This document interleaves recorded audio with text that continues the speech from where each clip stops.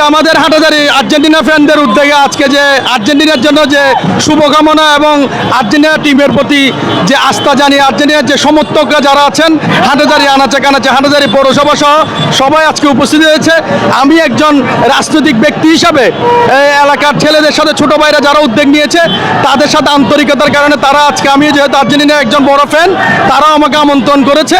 আমিও আজকে তাদের এই উৎসবমুখর পরিবেশে এই যে বিশ্বকাপ উপলক্ষে উৎসব আমি উপস্থিত হতে পেরে আমি নিজেকে ধন্য মনে করছি।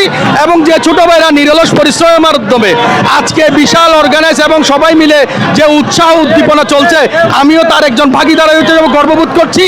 তাছাড়া এই বিশ্বকাপ উপলক্ষে অন্যান্য দল যারা আছেন, ব্রাজিল আছেন এবং পর্তুগাল, ফ্রান্স, তারা বিভিন্ন সমর্থক গোষ্ঠী আছে, আমি তাদের প্রতি বিশ্বকাপের শুভকামনা জানাচ্ছি।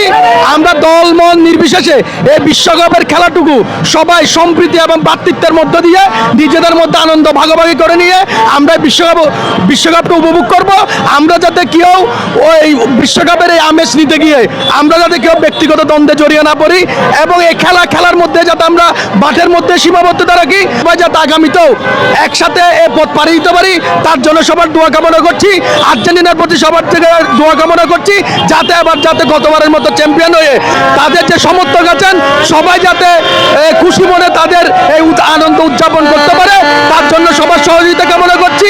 তাছাড়াও ব্রাজিল সমর্থক যারা আছেন তাদের প্রতিও শুভকামনা জানাচ্ছি। গতবারও আর্জেন্টিনা চ্যাম্পিয়ন হয়েছে, এবারও আমরা আশা করছি লিওনেল মেসি সহ তার টিম যারা আছেন তারা খুব অভিজ্ঞ, এবারও যাতে গতবারের পুনরাবৃত্তি হয়। আমি একজন সমর্থক হিসাবে আমি আশাই করতে পারি আর্জেন্টিনা আবার চ্যাম্পিয়ন হবে ইনশাআল্লাহ।